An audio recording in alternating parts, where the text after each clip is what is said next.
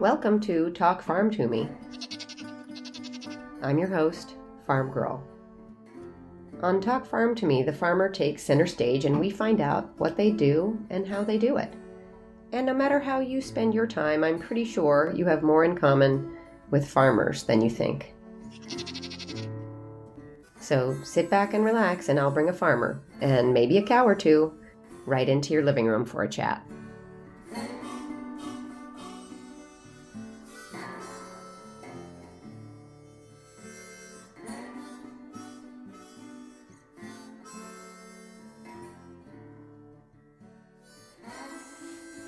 It has been nearly a month since the United States declared a state of emergency in response to the novel coronavirus pandemic.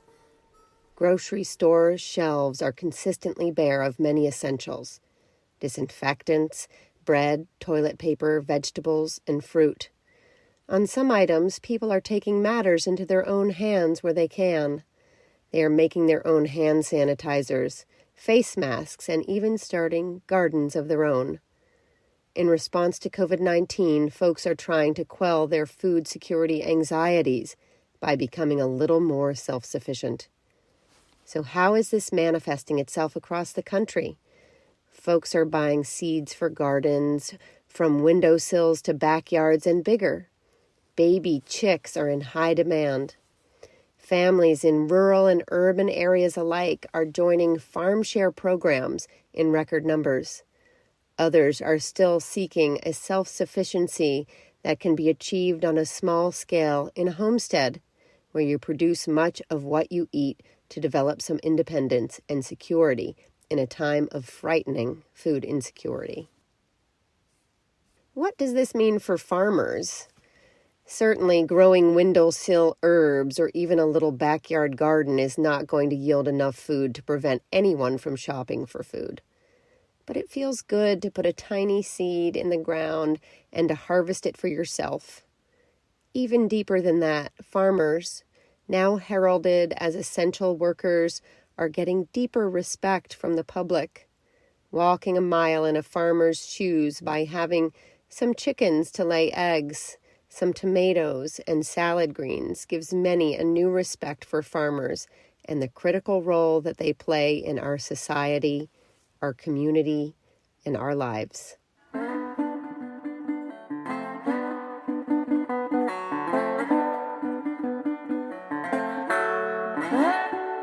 Over 90 farms in the Hudson Valley along the mighty Hudson River, from Albany, New York to Westchester County, just north of New York City, have banded together to help each other.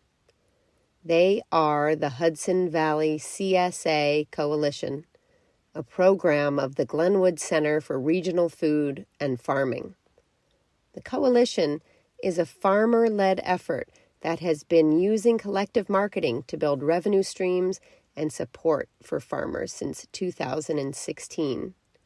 I spoke with the director of regional food at the Glenwood Center, Megan Larmer, about the 90 farms in the coalition in the context of the COVID pandemic. Megan reported that the coalition had conducted market research about CSAs, community-supported agriculture, an economic model that all of the farmers in the coalition share. The research came about because farmers were having trouble finding enough customers to purchase all of their CSA shares. The research showed that only 2% of the population in the Hudson Valley knew what a CSA was and how it worked. And so don't be worried if you don't know. For starters, you as a customer would buy a share in a farm at the beginning of the season and get a share of the harvest as the season progresses, often on a weekly basis. Here, Megan explains why it's important to farmers. So what's appealing to farms about community-supported agriculture is that you get an infusion of cash at the start of the season when you are putting out your greatest expenditures and have guaranteed customer base for your crop as you grow. So that makes planning much easier. Certainly the financial strain is reduced some. And it also provides an opportunity to really connect with the people that you're feeding, because it is a direct relationship between the farmer and the CSA member.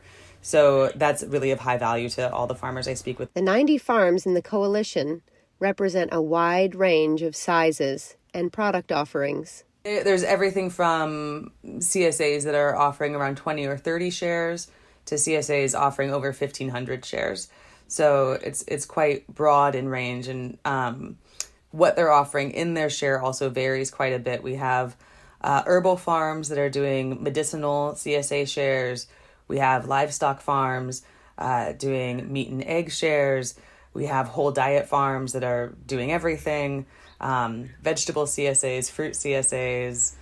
It really does run the gamut. The Hudson Valley started with farmers worrying about whether there were too many farms and too few customers to fill their CSA shares.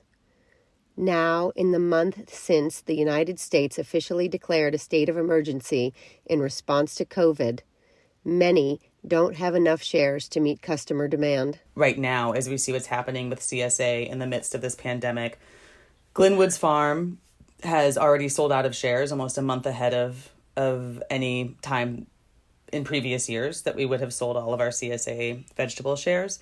And talking with just the farms near here, many of them have their sales have accelerated far beyond what they normally would be at this point in the season. So the demand has really just gone through the roof for CSA. And I know that that's true nationally as well. They are all seeing just huge upticks. This news is underscored by a recent report that Yelp released on search terms that have been popular over the past several weeks. Inquiries for the term CSA increased over 450% in just 2 weeks. With increased interest in subscriptions to CSAs, Megan and the farmers she works with are hoping some of this activity will be lasting on a regional level. There really is no silver lining to what's happening right now, but there is also a moment to recognize that demand is there. When people pause and think about how they want to feed themselves and have the chance to pause and think about that. This is a model they want. So there's some optimism to be had, I guess, from this moment. Megan has a unique perspective. She operates in the space between farmers and consumers, hearing from both groups about what they need. Customers are looking for food. They are looking for food close to home. They are intensely focused on being safe and secure in their communities. As humans, we're so good at forgetting trauma. It's one of our best survival skills and most aggravating ones also. So it's hard to say how long it will last, but what I'm hearing is a strong interest in supporting local economies. I think there's probably two pieces to that. One is this blatant example we have right now that global economies are so fragile. We think of them as being really robust, but they're actually very not very resilient. They can break quickly and the results can be catastrophic. So I think there's a desire for that. I think there is an interest in some of the pivots that farms are making right now. A lot of them are moving to home delivery. Obviously, people are very interested in home delivery. And farmers have needs too. To hear from farmers and to address their concerns, the Hudson Valley CSA Coalition started having conference calls the week before the national emergency was called. Farmers gathered, often 70 or more, on the phone to talk about financial models and budgeting, about deliveries, about safe protocols, and to share innovations. The coalition invited experts to disseminate information and to answer questions. The coalition also allowed time for farmers to support one another during the crisis. Several of the farms were expressing, A, their gratitude that the farmers markets in New York City have stayed open so that they still have that very important sales outlet. But B, the deep anxiety they were experiencing about going into the city once a week and coming home to their family and, trying to figure out what the safe way was to do that. And one of the people who had joined us is a couple who are restaurateurs that we work with quite a bit in the city. This woman said, the farmer's market, that for her living in Brooklyn, the farmer's market feels like the safest place in her whole life right now. And that the ability to get that fresh food is like such a source of joy in a time that is so scary and traumatic and isolating. And so like just to have that chance for them to hear each other and say, I care about you and I'm going to keep being there for you. Like it was very important and intense.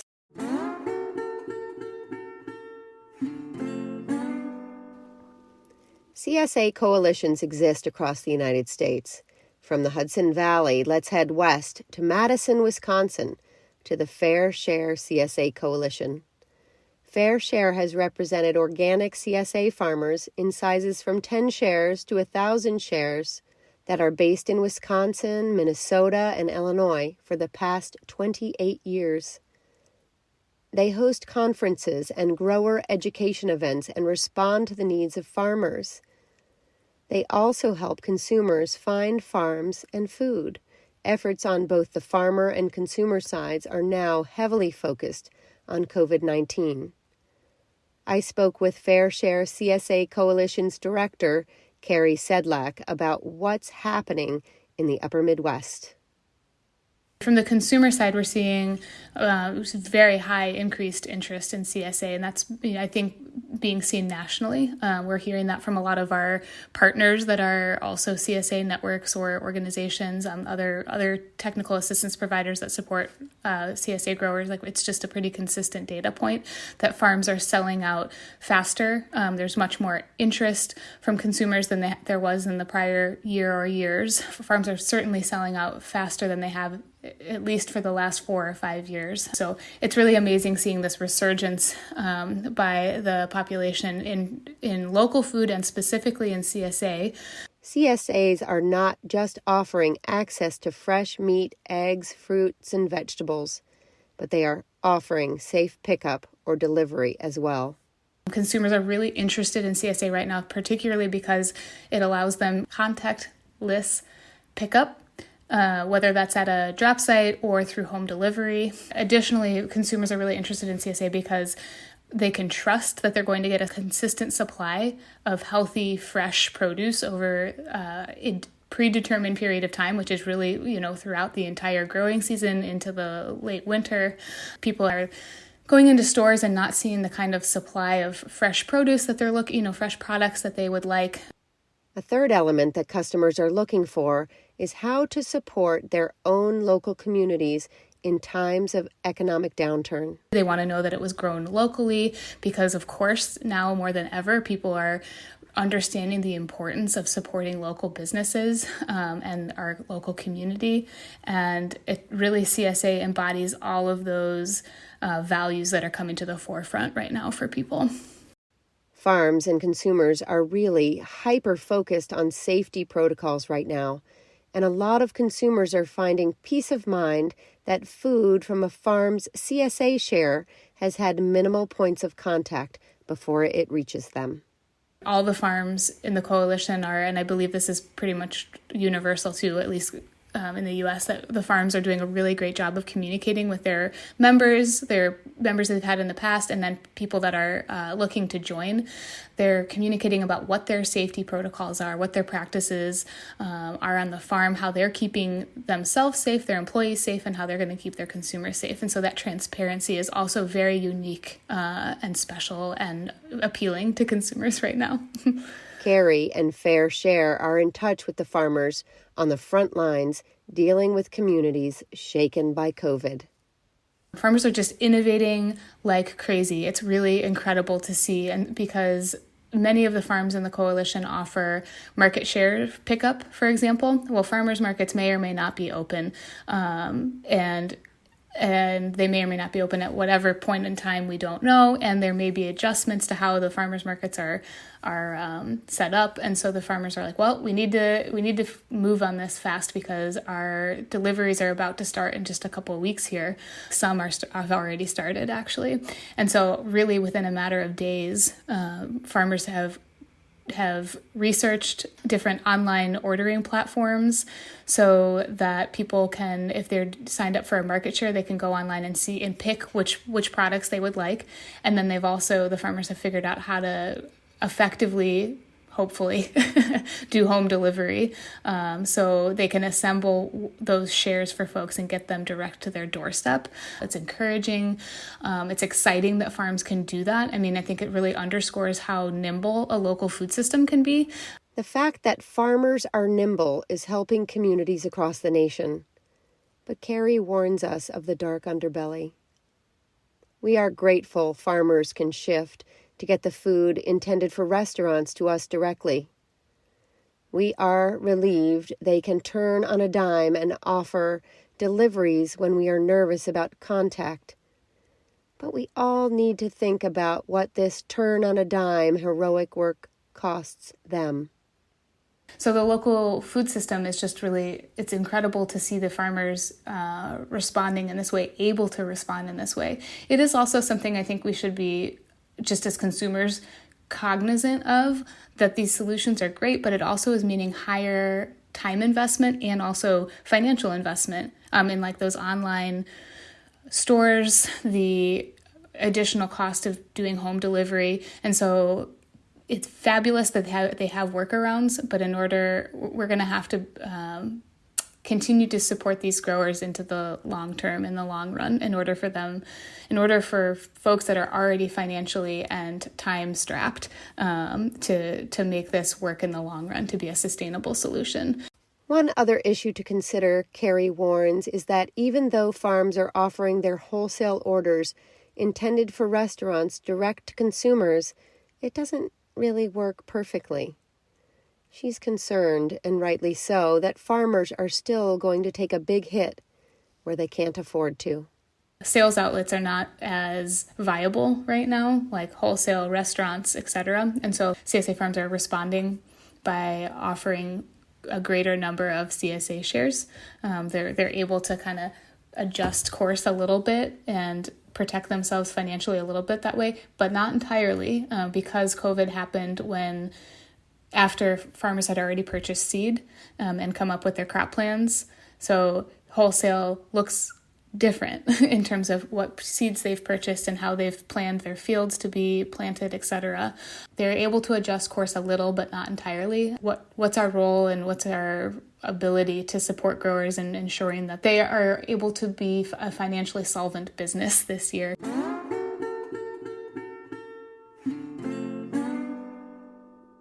Seeds are an interesting part of the COVID response equation. As we just heard from Carrie, the farmers in the Midwest and across the nation have, for the most part, purchased their seeds for the season. But now that wholesale outlets like restaurants are closed, farmers are having to shift.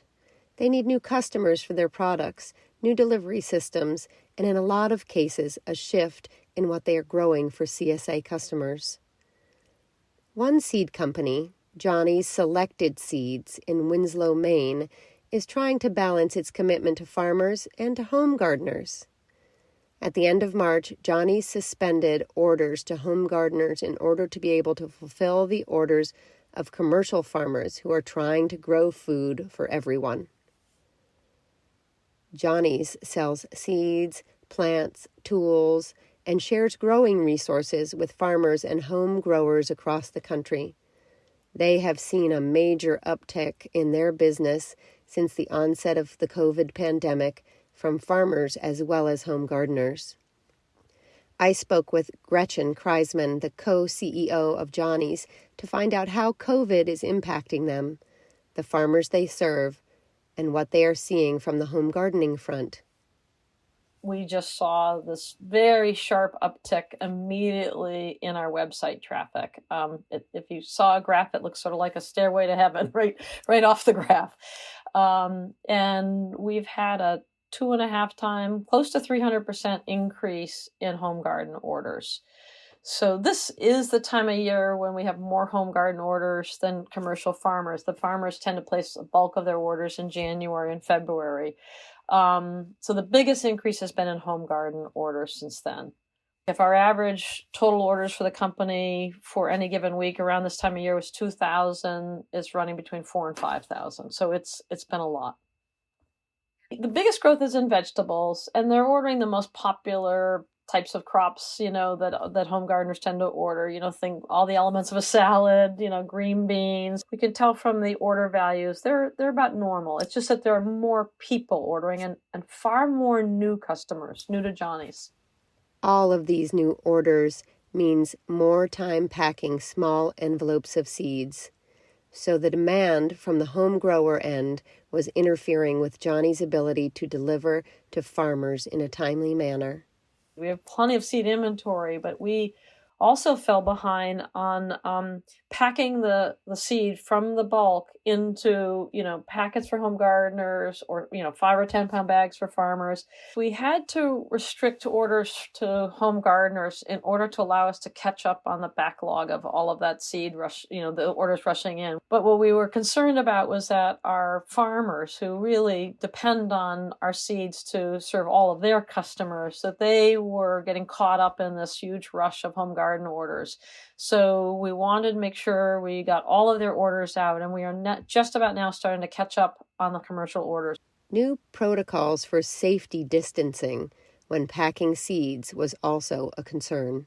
Because of the safety concerns of the coronavirus, we also needed to slow things down in order to remap out our entire process for picking the orders off the shelf, make lanes like one-dimensional, make sure people really were keeping 6 feet. We have an old-fashioned warehouse and there's nothing robotic. So we had people just were getting too close to each other to pick orders in a rush. The words Victory Garden have been floating around social media since the novel coronavirus started to look like it was heading to pandemic proportions. The words Victory Garden have been floating around on social media since the novel coronavirus started to look like it was heading to pandemic proportions. The Victory Garden harkens back to the 1918 influenza pandemic and coincides with the aftermath of World War I, when families were called upon to grow their own food to help with the food shortage and to minimize transportation for food. Now, 100 years later, Victory Gardens are having a comeback, and Johnny's has the seeds and the knowledge to help first-time growers be successful. What we do want to do is make sure that people who try this summer and who want to have a victory garden going forward, we want them to be successful at it. So our next thing we're concerned about is, do these people really know what they're doing if they're starting? And how can we get them the YouTube videos, the kinds of things that will help them really, have a bountiful yield from what they're planting? While the new home growers are important to Johnny's, farmers need to come first right now. They are having to pivot, and once that is underway, home growers will be able to order seeds again. Some of them are, have put a lot of their business operations into supplying restaurants. And they've become maybe less diversified in terms of who they're selling their produce to. And so we could see how that has been, for many farmers, very successful, plan. But you can see when everything abruptly stops, and that's a risky position to be in. So they are now reaching back out to either, building back up their CSAs. One of the trends that Gretchen is very hopeful about is that home growers are gaining a better sensibility and sense of empathy for our nation's farmers. She hopes for a stronger appreciation for a local food economy. I hope it will build up a greater appreciation amongst all of us who, buy that food, of what it takes to really create food. And that you shouldn't be relying really on food that is coming all the way from California if you live on the East Coast. And that you really need to support your local farmer so that they're there in times of crisis like this. They're a vital part of the food system in America. I think for the home growers, I don't think they are sort of at odds against our commercial farmers. In fact, I think it makes them more appreciative of their local farmers.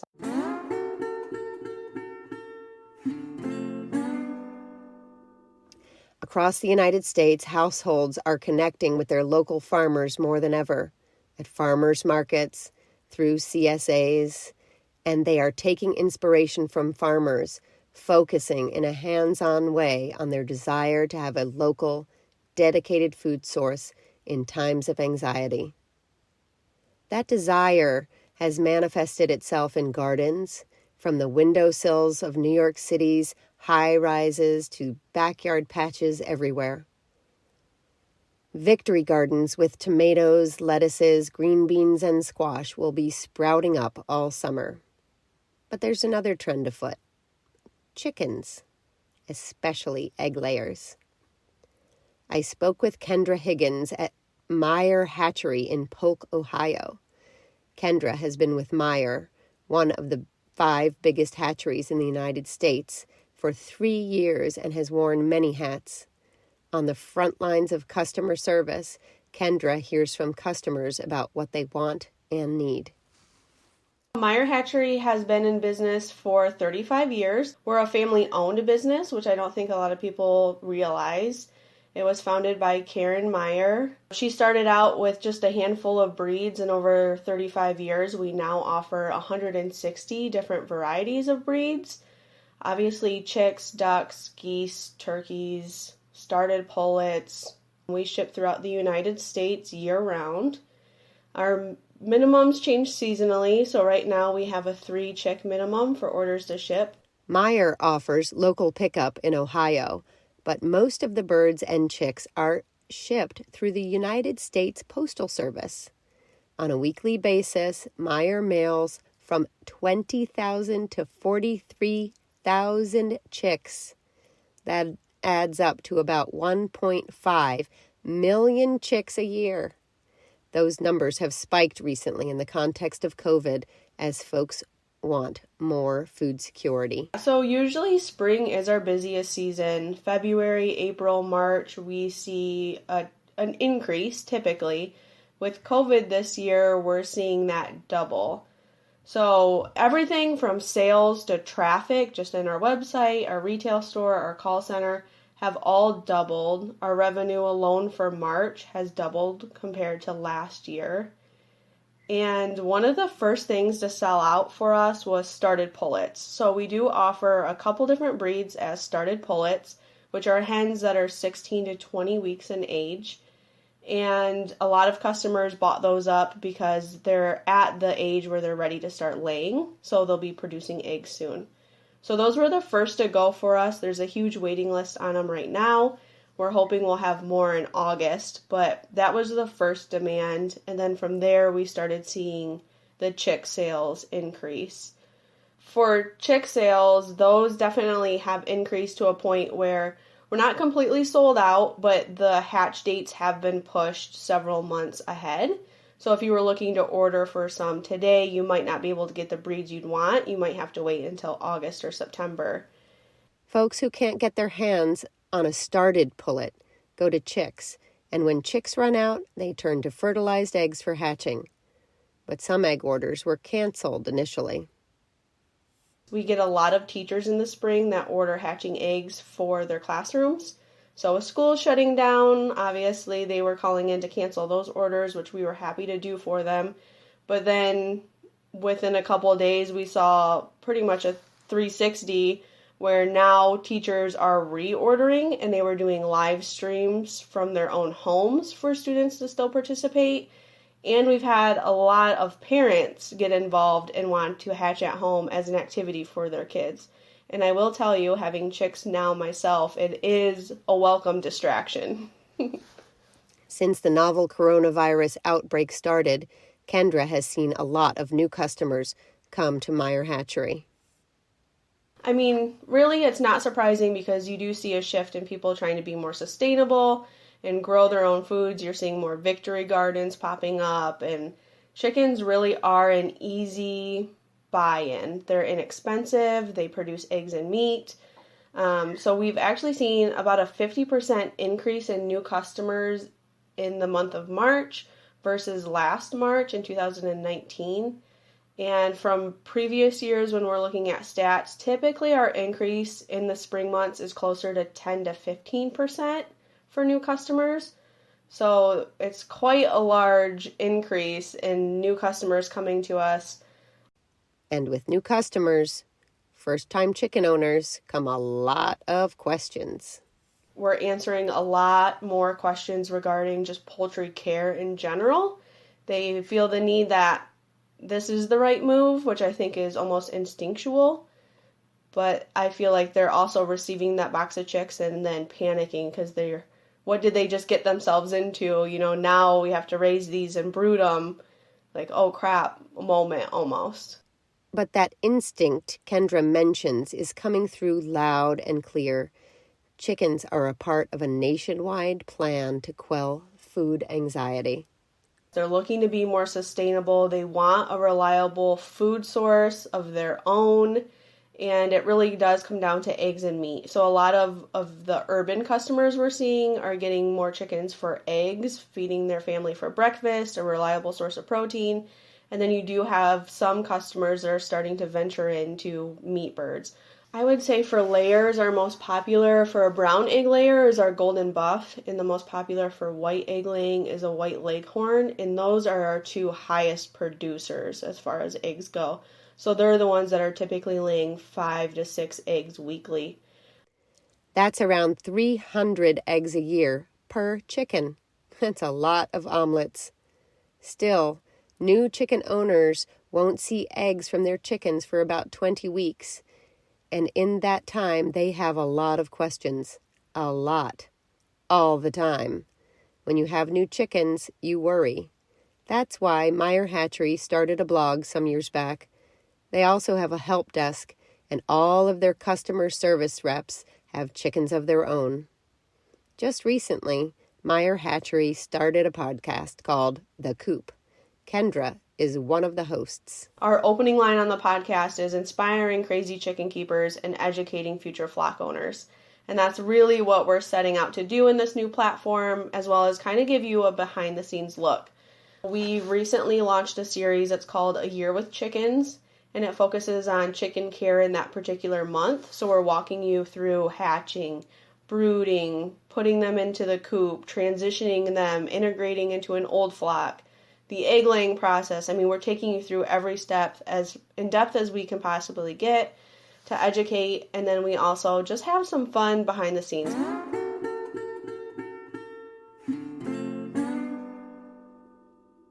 Angela Fanning is a homesteader. I know what you're thinking, but no. She's not dressed in a gingham smock or a drab flowered dress like Laura Ingalls Wilder from Little House on the Prairie. Even on a bad day, she looks good. Angela dons skinny jeans, a cute shirt, and her muck boots and gets down to business growing food for her family. She has the spunk of Laura Ingalls Wilder, but with a little bit of a modern flair. Angela turned to homesteading after postpartum depression forced her to revisit her personal and family values. She longed to be outside instead of at the computer her graphic design business demanded. She transitioned gradually, dropping one client at a time until she was full-time on her land, growing her family's food. On 6 acres in New Jersey, Angela works the land of her historic 1775 homestead, Axe and Root Homestead. I strive to grow as much as my own produce and consumables for our family as I can. So we aren't really a seller of our products so much as we are just trying to be self-sufficient. I started homesteading about 7 years ago now, maybe 8. And I'd always had a small vegetable garden, but I never imagined I would be a farmer. I never held a chicken. I always bought my eggs from a grocery store. This is a completely foreign concept to me. When I started homesteading, it was kind of a weird shift. It just kind of became me questioning what was real and what I valued in life and what was more superficial and what maybe I didn't value so much. And so I had to ask myself some difficult questions, and I made the shift and decided that I wanted to be outside. I wanted to grow fresh food.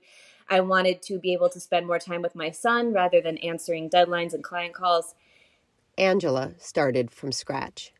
I didn't know where to start. I'm not from a farming family, so it became like going back to school, poring over books, YouTube videos, talking to farmers every single night, and I'm still learning. We now do a very good job of growing the majority of our own food. And I mentioned we tap trees for syrup.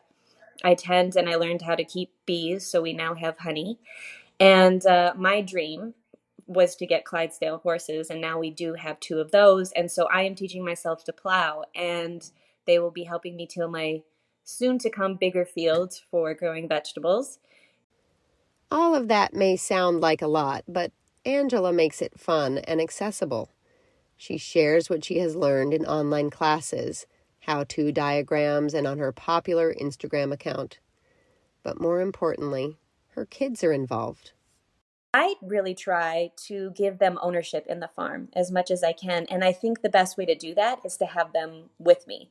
Now they're helping me pull weeds. They're planting in the garden. They collect the eggs. They know how to tap trees. My kids have bee suits and they're in the hives with me. I mean, they are, I think, getting an education that is in addition to the classroom. And they get so excited when we have visitors. They are showing them around the farm. They are saying, oh, hey, this is where eggs come from, or hey, did you know this is a blackberry and this is a raspberry? And so they get excited about that. Angela's enthusiasm is contagious. She loves what she does so much that it makes you want to do it too. And she recognizes that folks are stressed and want to feel more food secure now.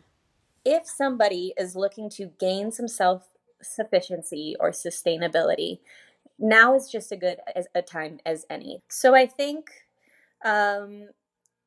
any amount of self-sufficiency ever, whether there's a pandemic or not, is important. And I'm trying to instill that in my children. You know, if you can have some sort of a self-reliance, it sort of helps to cushion the shock of when something like this happens.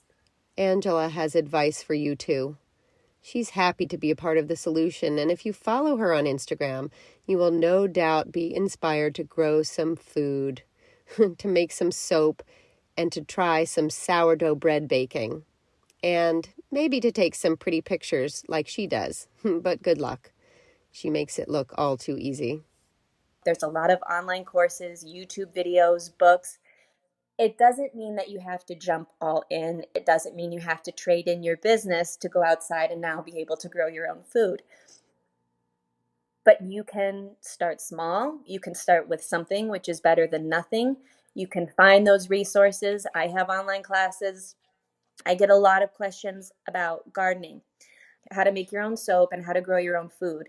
I've got a beginner's beekeeping course, a beginner's all-natural soap making course, and then how to learn to grow your own food in 60 minutes or less. So I think there just needs to be just give yourself the little push, give yourself a little confidence, start small. There are resources out there to help you, and it's okay to not know how to do everything. Now that Angela is comfortable with her homestead and confident in her abilities, she is taking a big step forward under the influence of COVID. She knows her community needs her, and she is stepping up her game to provide more resources. Now there is a need, I think, in our immediate neighborhood for people to be able to purchase produce in an open air setting, not necessarily having to go to a grocery store or a really populated farmer's market. So we have a little farm stand where we do sell duck eggs, and we've sold those duck eggs since we moved to the farm here about 4 years ago. Now this spring we will be setting out produce for the first time. You know, we've had a few tomatoes or whatever we've had excess of here and there, but this is going to be a produce source that hopefully our community can count on. So a third for us, a third for the farm stand. The other third will just be donation to the food pantry. As a lot of people know, this coronavirus has resulted in a lot of layoffs and job loss, unfortunately, with all the business closures for people. So with that comes a need for food at a discount, if not free. And we will be making sure that a third of what we grow gets donated to the food pantry, which is just 3 miles down the road. And I think that for me, at least, there's a major feeling of helplessness that comes along with the whole COVID-19. I want to help. I'm not a nurse or a scientist, I don't really know what to do. And so that's where a lot of these efforts came from, with offering some of the free classes, creating the seed library, putting free flowers out at the farm stand that people can just come by and take. It's something that isn't going to have as much impact as a nurse or a doctor might. But if we can help in any way that we can, and this is really the only way we know how, I think that that's better than nothing.